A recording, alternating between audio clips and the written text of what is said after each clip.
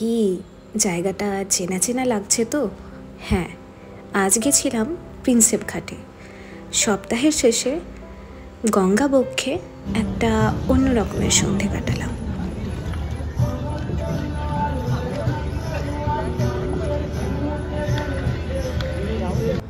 আর সাথে ছিল গঙ্গার পাড়ের জমজমাটি গান।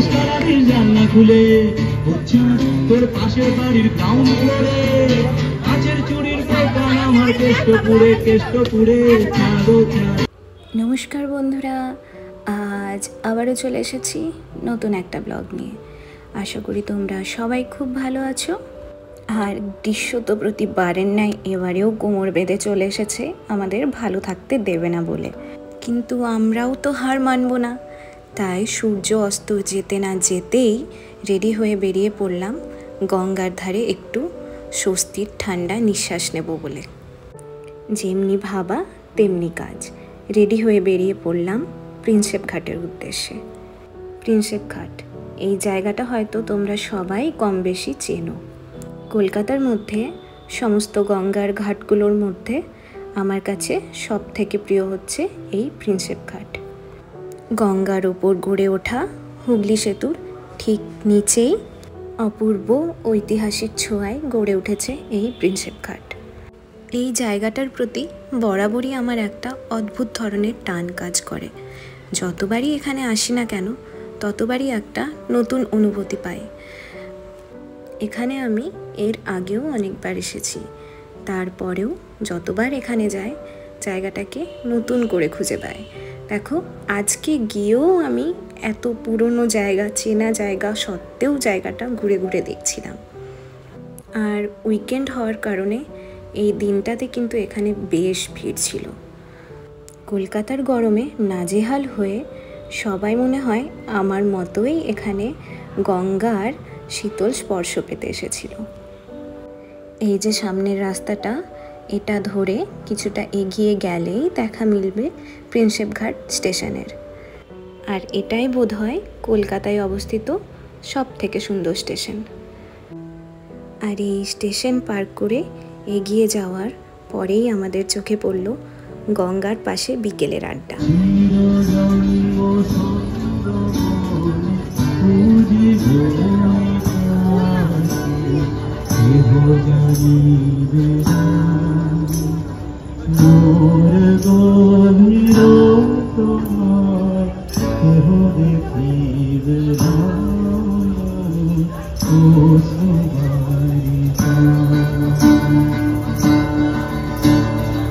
প্রতিদিন যদি কাঁদিবি কেবল একদিন নয়, হাসিলি তোরা একদিন নয়, বিষাদ ভুলিয়া সকলে মিলিয়া গাহিব মোরা।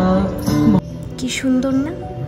সারা সপ্তাহ অত্যন্ত ব্যস্ততার সঙ্গে কাটানোর পর গঙ্গার পাশে সপ্তাহান্তে এরকম একটা আড্ডা হলে হয়তো পুরো সপ্তাহের ক্লান্তি দূর হয়ে যায়, আর সাথে পাওয়া যায় বেশ অনেকটা মানসিক শান্তি। এরপর এগিয়ে চললাম গঙ্গাকে আর একটু কাছ থেকে উপভোগ করার জন্য। এখানে এর আগে বহুবার আসলেও কোনো বারই নৌকা ভ্রমণ করা হয়নি, তাই এবারে ভেবেছিলাম নৌকা করে একটু চারপাশটা ঘুরে দেখব। গঙ্গার এপারে রয়েছে কলকাতা আর ওপারে রয়েছে হাওড়া, তারই মাঝখানে গঙ্গাবক্ষে একটা অপূর্ব সন্ধে আজ কাটালাম।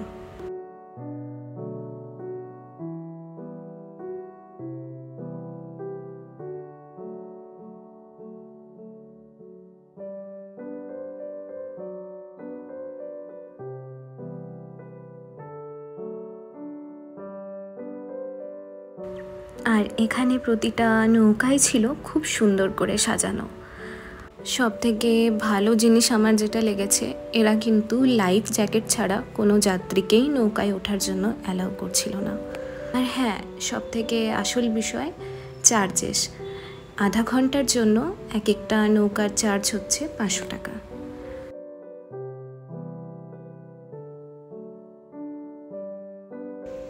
এই মাছ আজ গঙ্গায় এসে মনেই হচ্ছিল না আমি কলকাতা শহরে রয়েছি, কারণ পুরো শহর জুড়ে যে নাজেহাল করা গরম ছিল, আমার মনে হচ্ছিল গঙ্গা বক্ষে এসে সেই গরমটা হয়তো এক নিমেষেই উদাহ হয়ে গিয়েছে।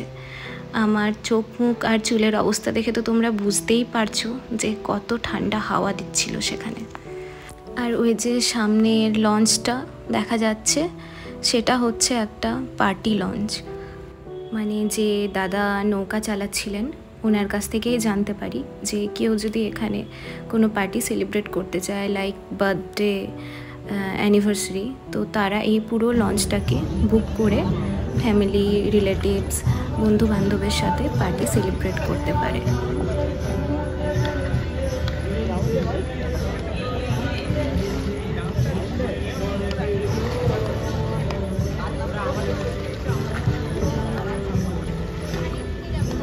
কাকু নৌকাটা কত করে নিচ্ছ?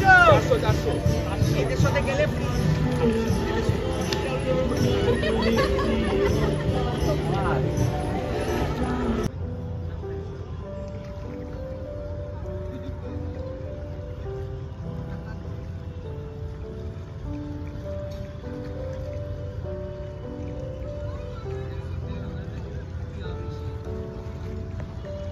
অবশেষে নৌকা ভ্রমণ কমপ্লিট করে আমরা পৌঁছে গেলাম নদীর পাড়ে।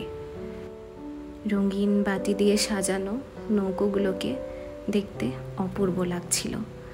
আর সেই দেখতে দেখতেই চোখে পড়ল সেই পার্টি লঞ্চটা, যেটার কথা একটু আগেই বলছিলাম। এখন সেটা আমাদের খুবই সামনে, আর পুরো লঞ্চটাই কিন্তু মারমেড শেপে তৈরি হয়েছে।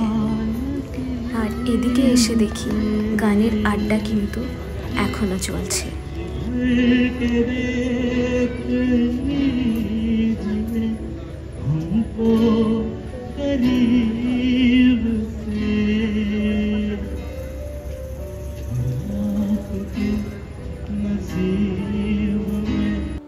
যাই হোক, প্রিন্সেপ ঘাটে আসবো, ফুচকা আর ঘটি গরম খাবো না তাই কি হয়? তবে আজকে আমি ঘটি গরম না পেলেও ফুচকা খেয়ে মনের স্বাদ পূরণ করলাম। আর তার সাথে সাথে আজকের ব্লগটাও এখানে শেষ করছি। দেখা হচ্ছে খুব শীঘ্রই নতুন একটা ব্লগে। ততক্ষণ সবাই সুস্থ থেকো, ভালো থেকো, টাটা।